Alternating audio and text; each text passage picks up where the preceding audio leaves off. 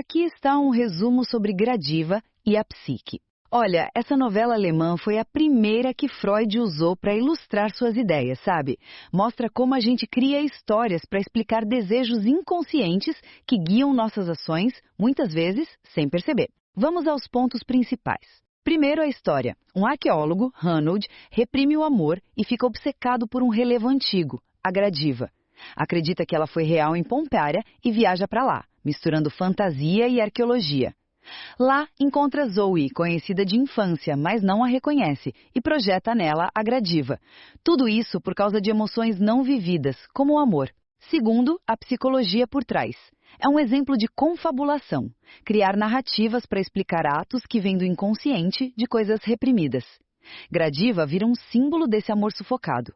Para Freud e Jung, mostrava como desejos ocultos influenciam a gente. Finalmente, o processo de cura. A Zoe age como terapeuta. Em vez de confronto, ela entra na fantasia dele e, aos poucos, traz a realidade, criando rupturas na ilusão. Isso guia Hanold para a reflexão. É como a terapia ajuda a integrar o inconsciente, levando à individuação que Jung falava. Mostra também o valor da literatura para entender a mente humana, além dos manuais. Gradiva mostra como a fantasia compensa a vida não vivida e como o encontro com a realidade, bem guiado, pode levar à cura.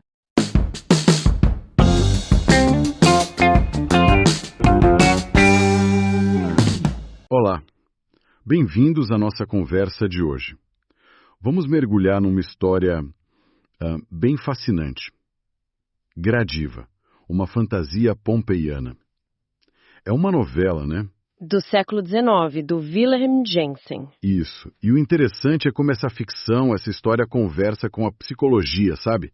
Especialmente sobre essa nossa mania de criar narrativas para explicar por que a gente faz o que faz. Exato. E para guiar a gente nessa exploração, estamos usando uma análise bem detalhada do Carlos São Paulo sobre a obra, sobre as camadas psicológicas dela. A ideia é tentar entender como essa história joga a luz em cantos meio obscuros da mente, né?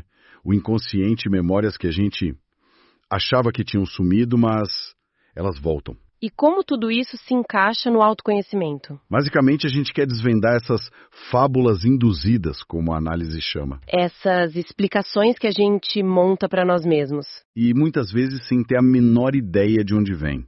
Um conceito importante para começar é confabulação. Parece técnico, mas é humano demais.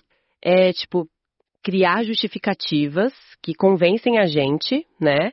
Mas que no fundo são invenções ligadas a coisas do passado que a gente nem lembra direito. Exatamente. E o protagonista da novela, o Norbert Hanold, com aquela fixação peculiar dele por uma imagem antiga, é um exemplo perfeito disso.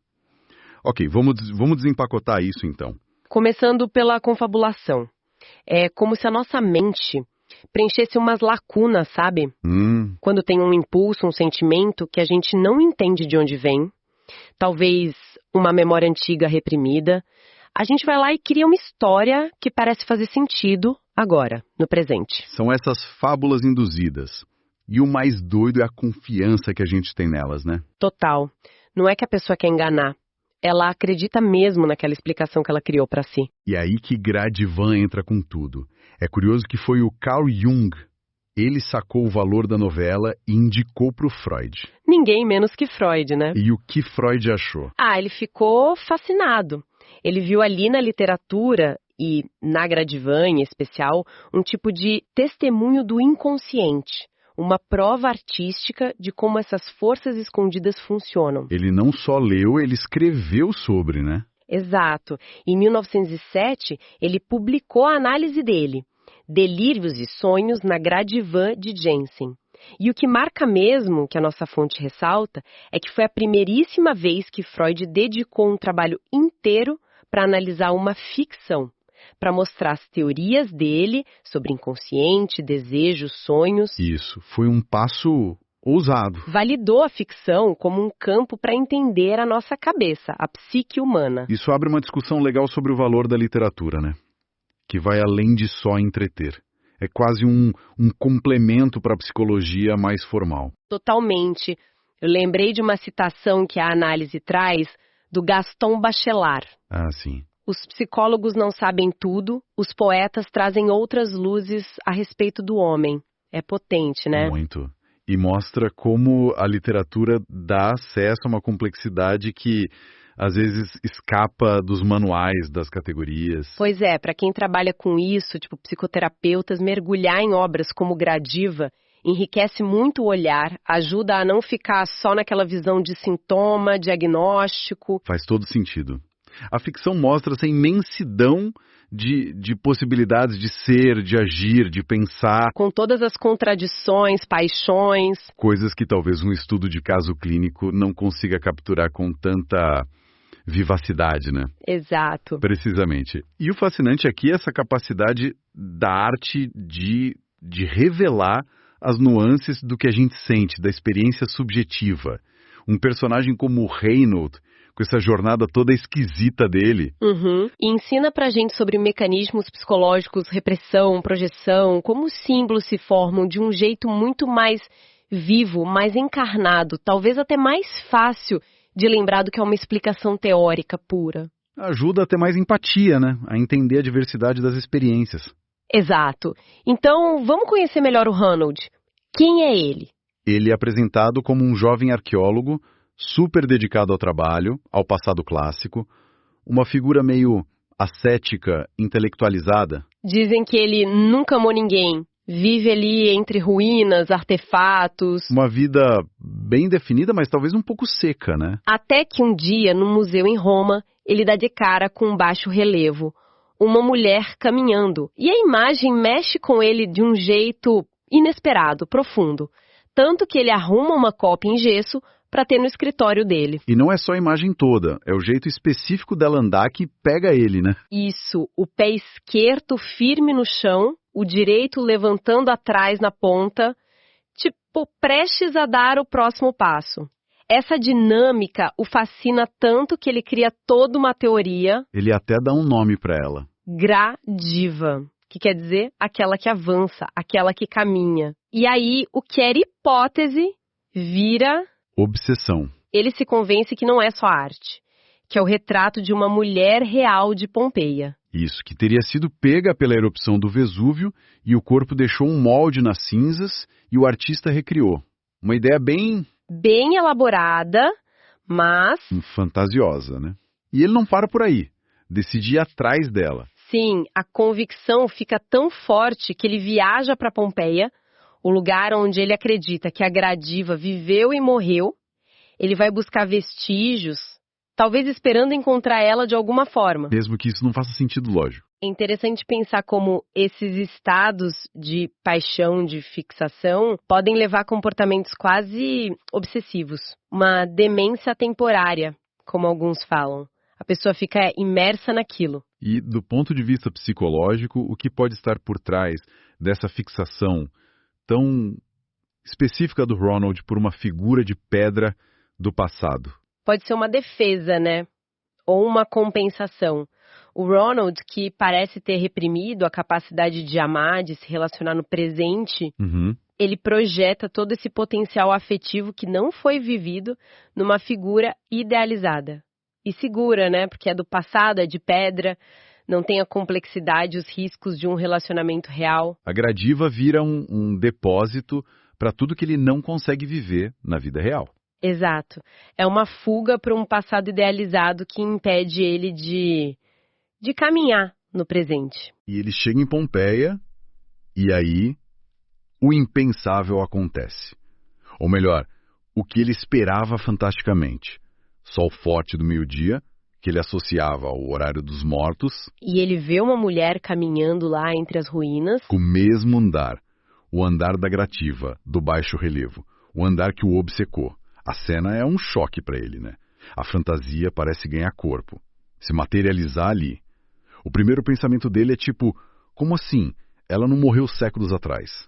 A realidade parece confirmar o delírio dele. Só que, claro, não era um fantasma pompeiano. Quem era a mulher, afinal? Era Zoe Bertangan, uma jovem que, olha a ironia, o Ronald conheceu muito bem na infância. Sério? Sim, moravam na mesma rua, brincavam juntos, quase uma namoradinha de infância, como a análise sugere. Ela estava lá em Pompeia porque o pai dela, zoólogo, estudava a fauna local, uns lagartos das ruínas. Que reviravolta! E o Hanaud não reconhece ela de jeito nenhum. Nada. Ele olha para ela fixamente, intrigado, mas a conexão com a Zoe da infância não vem. A memória está bloqueada, soterrada pela fantasia da Gradiva. Nossa! E aí acontece uma coisa muito interessante. A Zoe percebe a confusão dele. Nota o olhar fixo, a perplexidade e entende que ele está imerso em alguma fantasia, algum delírio que envolve ela ou a imagem dela. E qual a reação dela? Imagino que podia ser susto ou só se afastar. Mas a Zoe faz algo diferente. Bem corajoso, na verdade. Em vez de confrontar ele na lata, não lembra de mim, sou eu, Zoe, ou ignorar, ela toma uma decisão notável. Que foi? Ela decide entrar no jogo dele. Embarcar na viagem dele, como uma análise coloca. Ela percebe a fantasia e, de forma intuitiva, adota uma postura quase terapêutica. Terapêutica? Como assim? Ela finge ser a Gradiva? Não exatamente fingir, mas ela interage com ele a partir da lógica da fantasia dele, sem quebrar tudo de uma vez. Ah, entendi.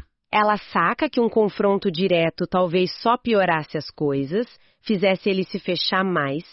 Então ela começa a conversar, a responder dentro daquele quadro fantasioso, mas ao mesmo tempo vai sutilmente colocando pequenos elementos de realidade. Pequenas rupturas na certeza dele. Isso, pequenas rachaduras na fantasia.